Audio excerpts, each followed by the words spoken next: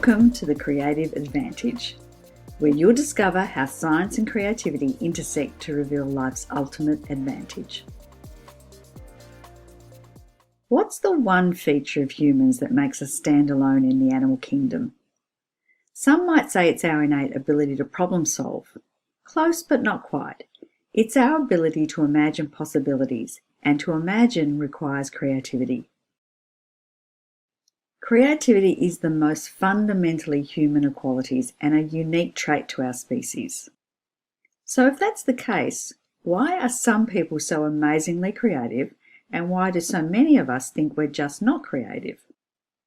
Is it because many still associate creativity with artistic prowess, the ability to paint a great portrait or compose a great musical piece? Is creativity something special in your genes, or a divine gift from God? Or do they have their brain wired in a particular way? Creativity is, of course, not confined to music, the arts, or dance. All disciplines, science, mathematics, economics, and business, can gain an advantage through embracing creative approaches. It's the most important asset we have to negotiate through this rapidly changing world. From the way we manage our work life and conduct business, to how we learn a new skill, model behaviours for our children, and shape the way we age to express our unique selves, the creative brain has no limits. The neuroscience points to the growing understanding that while most of us may be born with more or less the same brain, our capacity to use it can be strengthened by the way we utilise our creative abilities. Modern neuroimaging techniques are providing greater insight into what's going on in the brains of highly creative thinkers and practitioners, as well as the power of brain plasticity. The brain turns out to be far more adaptable and, with the right sort of triggers, can be rewired. Creativity is a whole brain activity, and the more we understand this, the better we can enhance our own and others' creative abilities. This online program seeks to reveal the science that's building our understanding of why some of us are more creative. What happens at the intersection of science and creativity is no longer a mystery or based on a myth. Of even more relevance, creativity is a skill that can be learnt and practiced, with studies showing that creativity is close to 80% learned and acquired. By broadening the applicability of creativity and recognising how it can elevate us both personally and professionally, we can start to realise the enormous reach we have as parents, leaders, educators, and in everyday life. We can establish the foundations of the creative advantage. The objective of this program is to lay out the science behind creativity, to not only appreciate our creative potential, but to give us all the motivation and the tools to obtain a greater advantage in all aspects of life. Through a deep dive into the science that fuels creativity, the creative advantage takes you through these 7 key steps. Step 1, clarify your creative strength. How do you express your creativity? Undertake the creativity assessment, determine what your creative strengths are, and then focus on building your creative advantage. Step 2, understand the creative fundamentals. Learn the how, what, why, and when of creativity.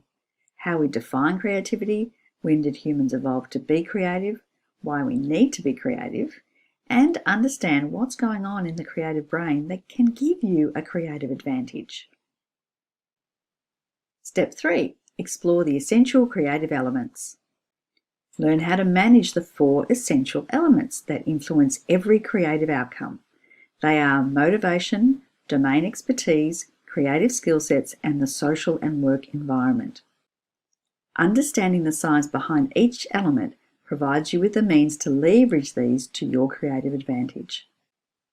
Then ensure you use your time effectively through the science behind deliberate practice, enhancing the 7 creative skill sets and applying a mindset to build your motivation. Step 4, creating the conditions for creativity. Learn where ideas and creativity intersect to unlock how to generate more and better ideas. Increase your brain's creative capacity to harness spontaneous insights. The power of play and be introduced to the benefits of procrastination and boredom. Then leverage visualization to rewire your brain power.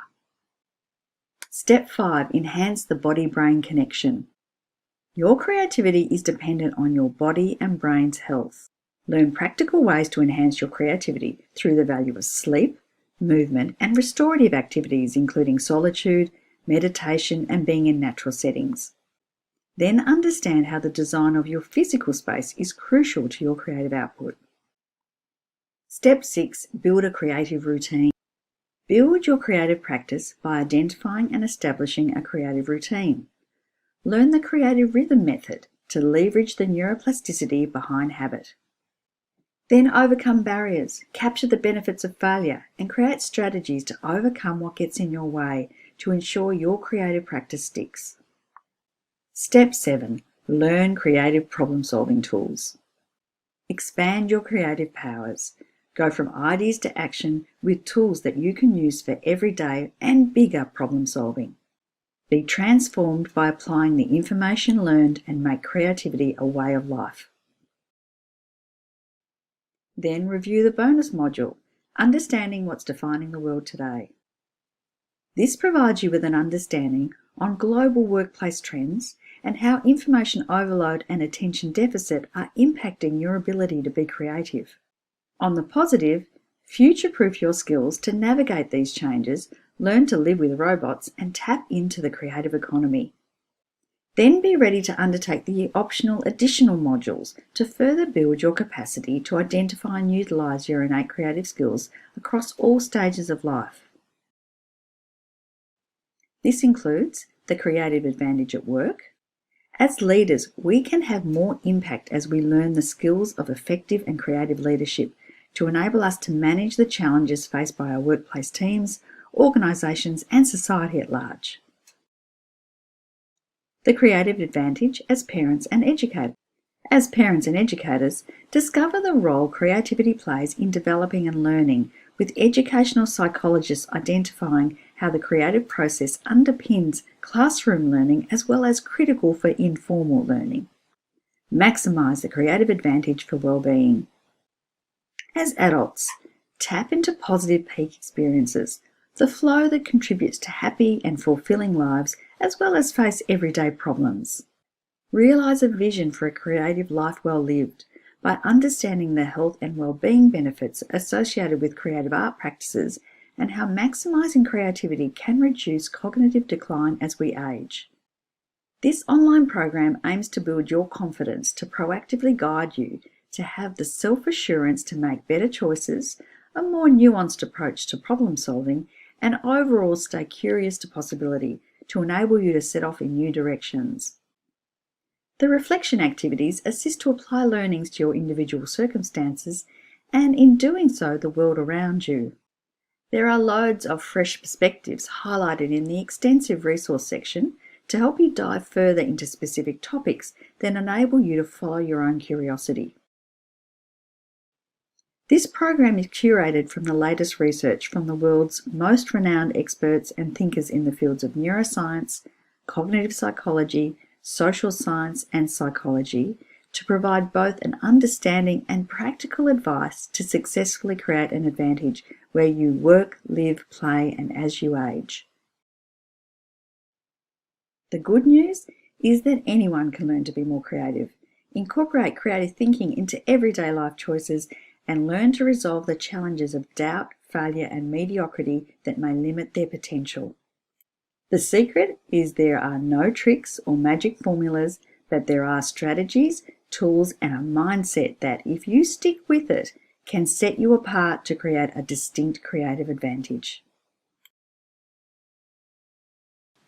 Welcome to the Creative Advantage. Congratulations on taking a huge step in building your creative capacity. I'm really excited to share my passion for all things creative. This program is founded on the premise that creativity is a learned skill set and can be enriched by neuroscience and psychology, and I look forward to being part of your education through this program. This video provides an overview of how the program is structured, what's included, and what to expect. Each module is structured the same way. Each has a number of information-rich videos, up to 10 minutes in length, specifically designed to ensure you can watch them and not be overloaded with information. Those modules that have multiple videos will also have an introductory video.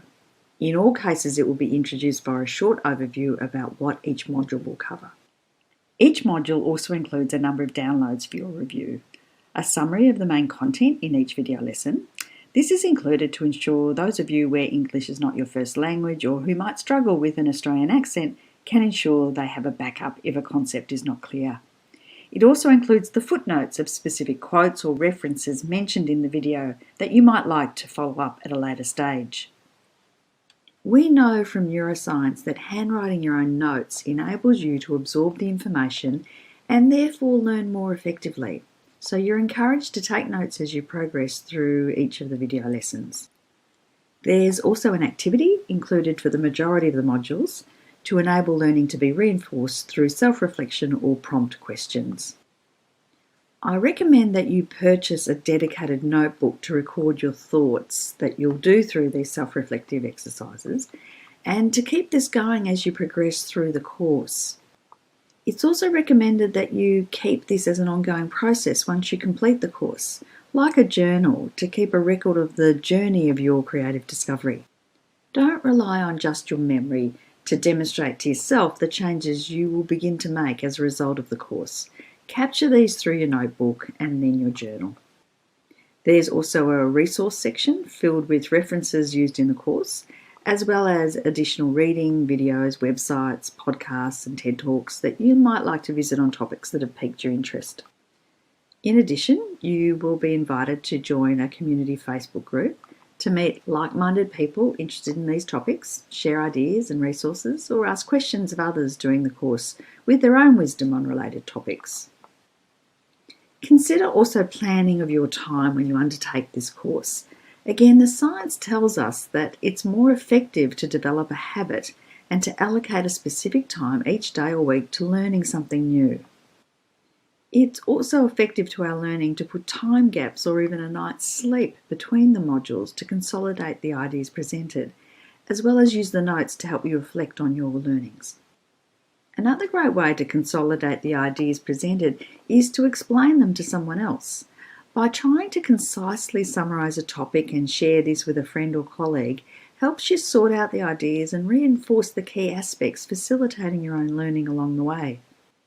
The course is designed to inform, educate and inspire you to utilise all that we have available to us to increase our creative capacity in both our personal and professional lives. I encourage you to embrace the concepts covered, to take up the challenge and make the changes required to take the next step and make creativity part of the way you think about life and as a result benefit from the creative advantage.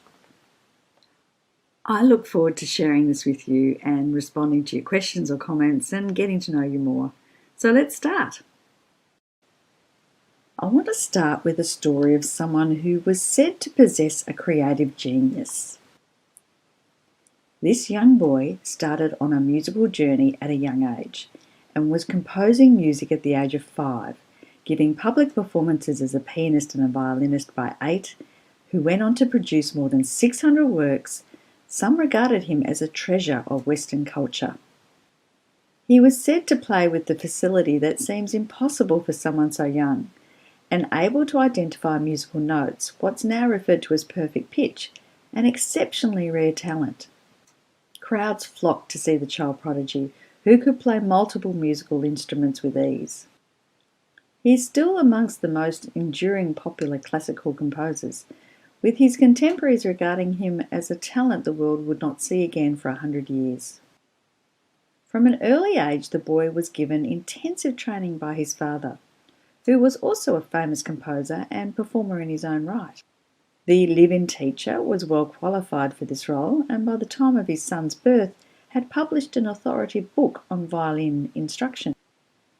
He had developed these training techniques by testing them on his older sister, who by age 11 was also described as playing the piano and harpsichord equal to professional adult musicians.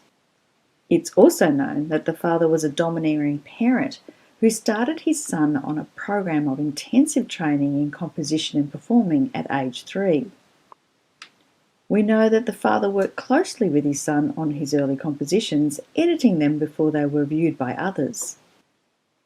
He encouraged him to be inspired by other composers, and the boy's early compositions reflected this and did not contain original music. Instead, his compositions were rearrangements of works from other composers.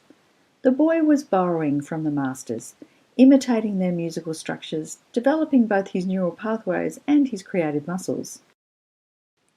By age 21, with 18 years of deliberate practice behind him, one-to-one mentoring, and endless feedback, he had already written 271 compositions and produced his Piano Concerto No. 9, regarded today as a masterpiece.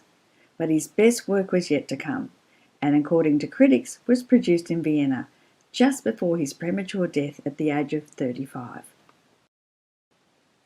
Can you guess who this boy was? It was, of course, Wolfgang Amadeus Mozart, with his father Leopold and his sister Anna Maria. A story so familiar it could be the most widely retold to describe creative genius. Mozart's extraordinary talent was recognised early, and due to his remarkable productivity, he occupied the spotlight throughout his lifetime. It's now understood that while he was clearly prolifically talented, a myth has evolved beyond merely a musically talented child to someone born with extraordinary and divine gifts. Some of these stories surrounding Mozart are exactly that, myths built up over time. We know, for example, from surviving manuscripts that rather than composing wholly and perfectly conceived works in his mind, Mozart was constantly revising, reworking, crossing out and rewriting whole sections, jotting down fragments and putting them aside for months or years. Though it makes the results no less magnificent, he wrote music the way ordinary humans do. Any divine spark that Mozart may have possessed did not enable him to produce world-class work quickly or easily, which is something we often suppose a divine spark will do. Mozart's method of composing was not quite the one that it was long thought to be. For nearly 200 years, many people have believed that he had a miraculous ability to compose entire major pieces in his head. Since that time, we've also learned about perfect pitch. That far from being a gift bestowed to the lucky few, is an ability that pretty much anyone can develop with the right exposure and training. So why include this short case study? Mozart's story is one that resonates strongly. There are many who still cling to the belief that creatives are born and not created, through some mystical special power or a divine gift from God. It's still important because it perpetuates a myth that only a special few can be brilliantly creative. As long as this misconception is out there, limiting the way we think and define creativity in this narrow range, people will believe they have a sound excuse for not exploring their own creative selves. They'll conveniently believe the need to be born with creative genes and continue to place themselves into the "I'm just not the creative type" basket.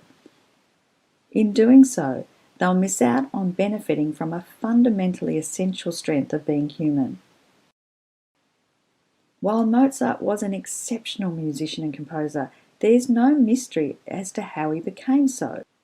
He may have been born with a particularly flexible and adaptive brain, but his talent was enhanced with years of practice that developed a capability far beyond those around him.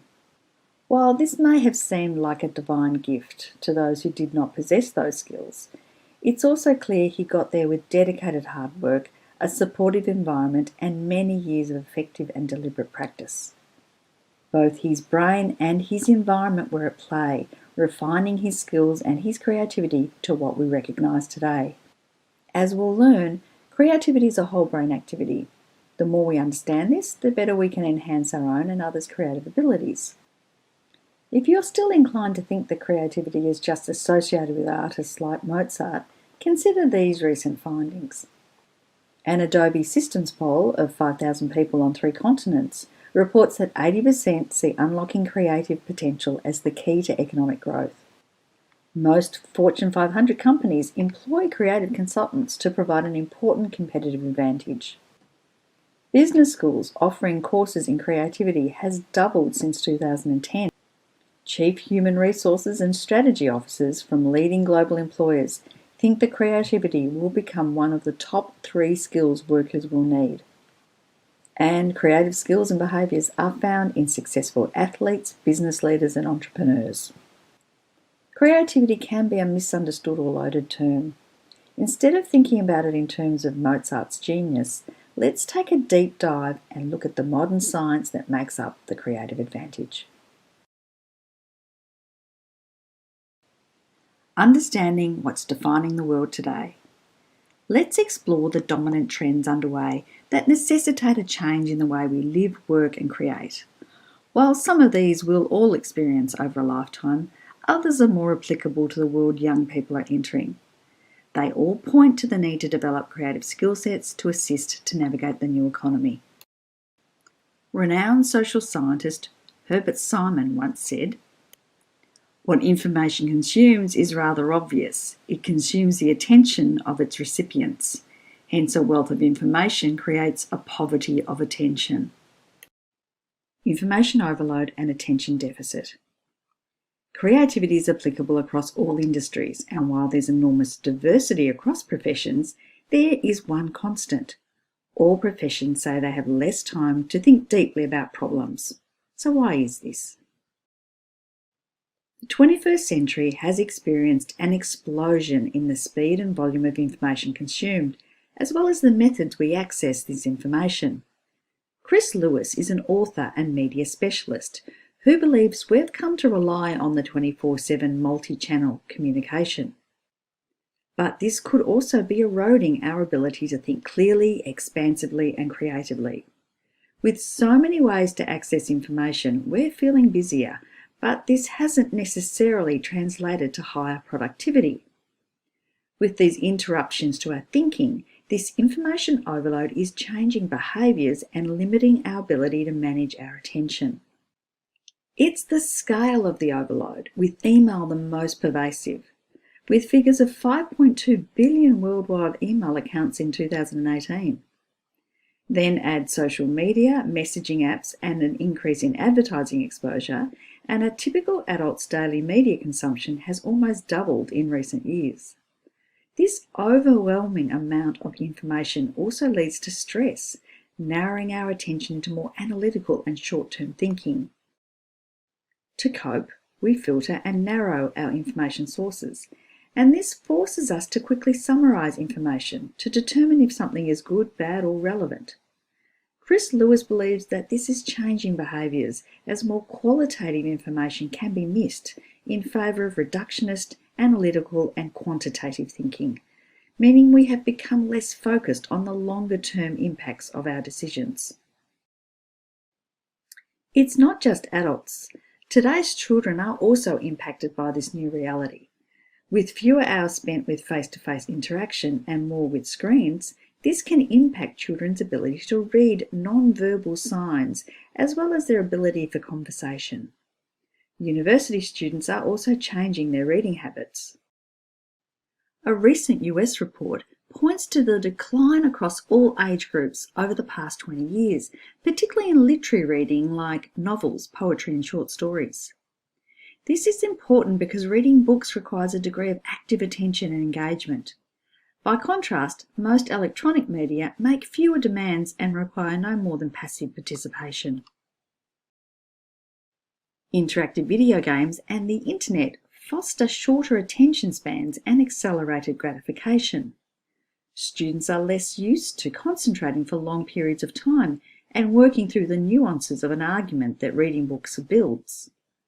This has implications for anyone in the workforce because so much of what we do is screen-driven, and young people particularly will have shorter attention spans and may lose the impetus to stay engaged. So what's the impact on our ability to be creative? Short-term distraction is a hindrance to long-term sustained creative thinking. Imagine the brain bombarded by millions of bits of information. It copes by discarding information to enable it to focus on what's necessary at that moment. The information is registered or possibly stored as a memory, ready to direct to future responses. This selective attention is a cognitive process where the brain attends to a small number of sensory inputs, while filtering out what it deems unnecessary distractions.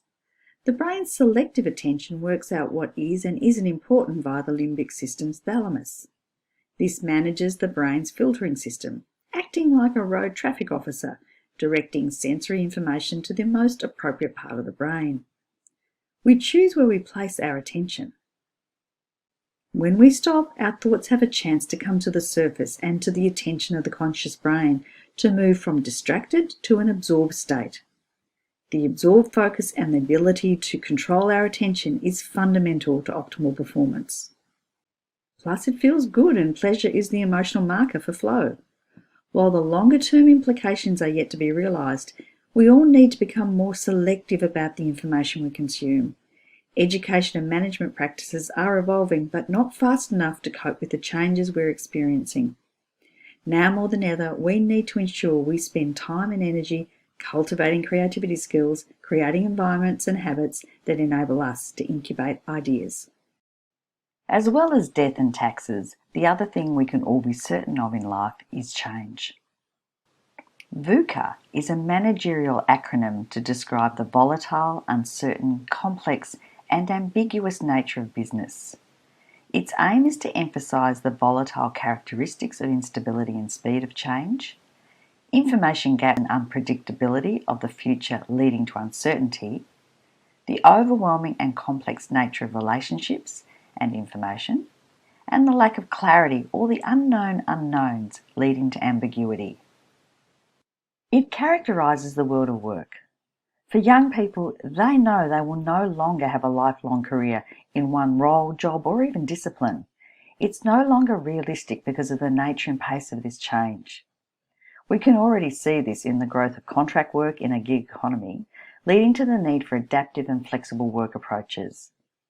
This changing environment is also asking workers to take greater responsibility for their employability through continuous learning via informal approaches, stretch work, networking, mentoring, and accumulating a portfolio of portable skills. Employers expect young people to act as intrapreneurs by taking ownership of their roles, working cooperatively, and actively adding value to an organisation.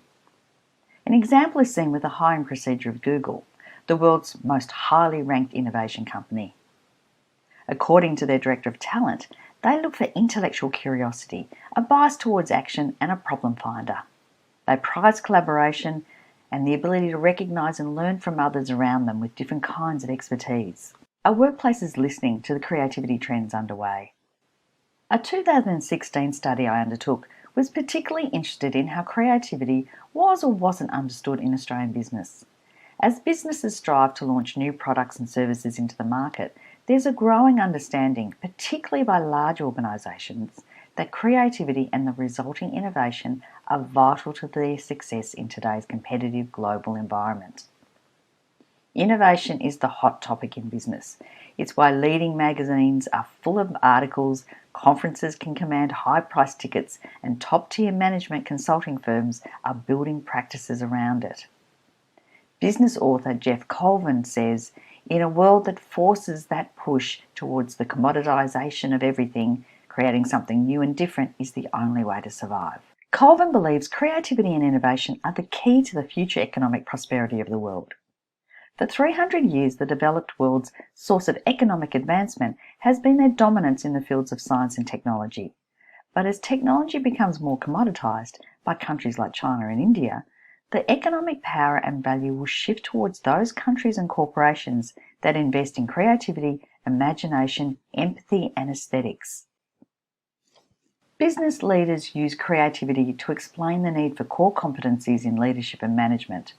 The rate of change in the world, the ever-increasing complexity of problems, the highly competitive nature of business, combined with the increase in technology-driven responses, all point to the need for more creative solutions.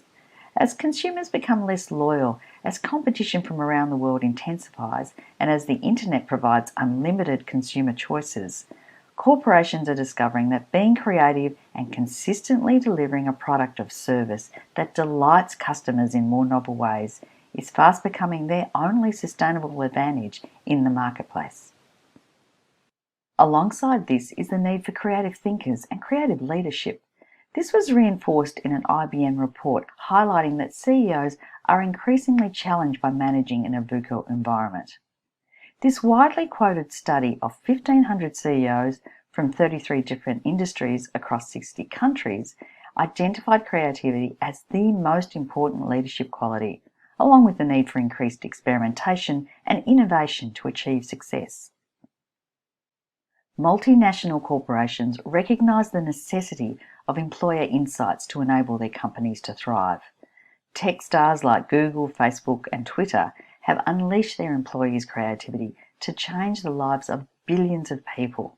Today, in every department, from consumer service to finance, people have opportunities to experiment with new solutions. There's also a growing case that the world of work will be defined by people who are not only good at problem solving, but are adept at problem finding. These people are intensely curious and willing to apply their cognitive abilities to exploring the grey zone adjacent to existing opportunities until they identify a vein of gold.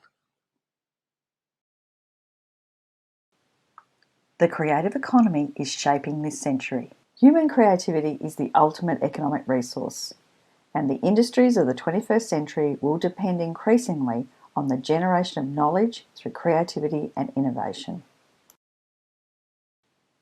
We're already seeing the new model of the creative economy with position descriptions for app developers, self-driving car designers and multimedia engineers, all roles that didn't exist until recently. The term creative economy describes an economy based on people's use of their creative imagination to increase an idea's value.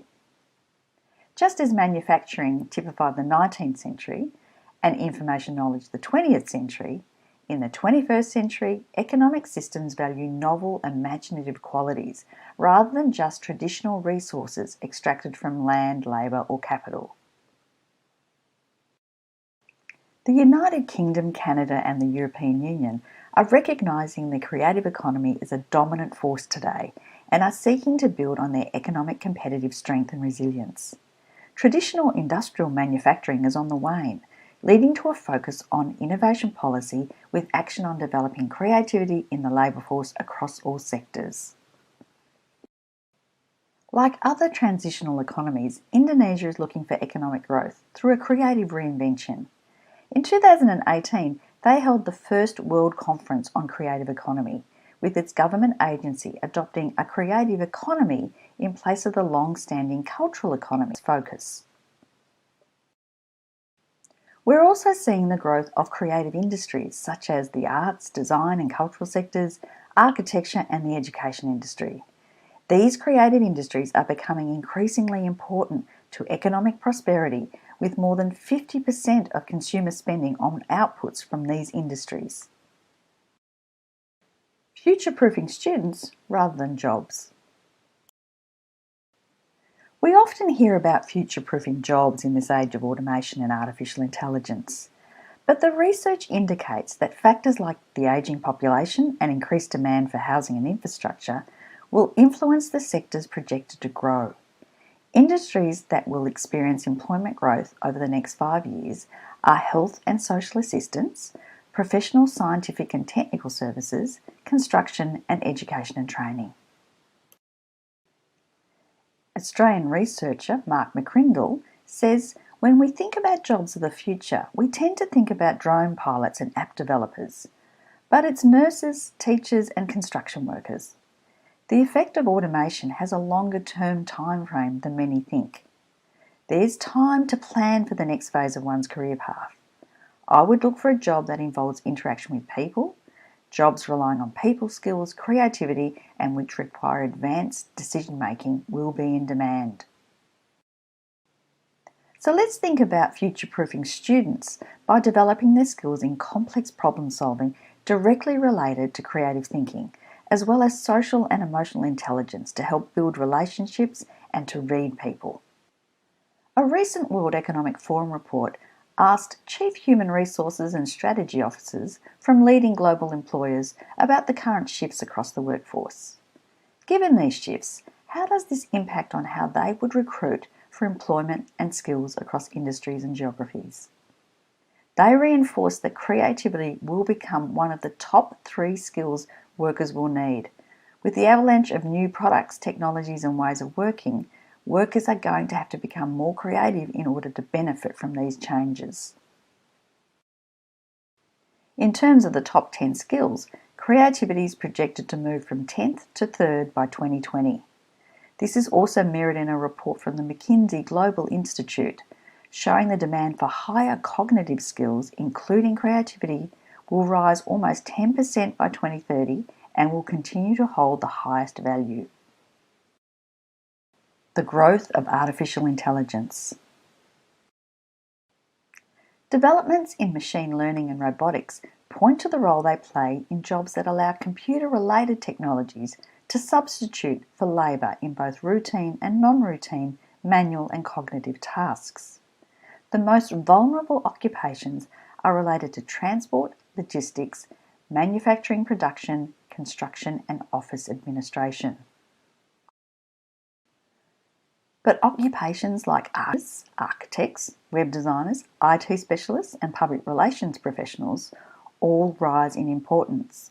Specific management roles like marketing, sales, advertising, as well as a range of computer, engineering and scientific occupations are also highly creative.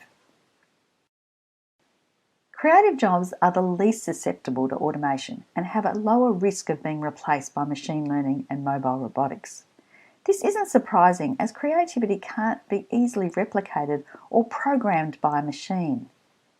Computers are most successful when they emulate human labour, once a problem has been specified and the environment is sufficiently simple to enable autonomous control.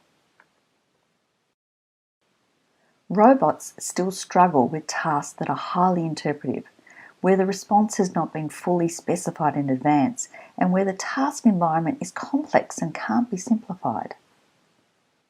As technology progresses, our creative skills essential for problem solving, strategizing and generating ideas will drive businesses forward and become even more important. Building our creative thinking skills and outputs that involve originality are an advantage now and into the future, providing a competitive edge. What does this summary of the dominant trends tell us? Authors Chris Lewis and Pippa Milgram, in their book The Leadership Lab, advise us to learn from the leadership lessons of the past that all share a common denominator. They wrote, "Leadership fails when there is a lack of imagination. Problems happen when there is an inability or unwillingness to envisage alternative possibilities. The most enduring advantage that will assist individuals and organisations to stay ahead is their ability to learn and stay curious. People will always be better at imagination and creativity than computers. Thriving in a constantly changing world is assisted by understanding what facilitates creativity and innovation. With renewed learning strategies, building skills and imagination, and incorporating new tools that enable creativity, we can prepare ourselves and our children for the future that awaits." The future belongs to people who are curious. People who are inclined to set off on intellectual adventures will have more opportunities to do so than ever. People who merely seek quick answers to someone else's questions will fall out of the habit of asking their own or never ask them in the first place.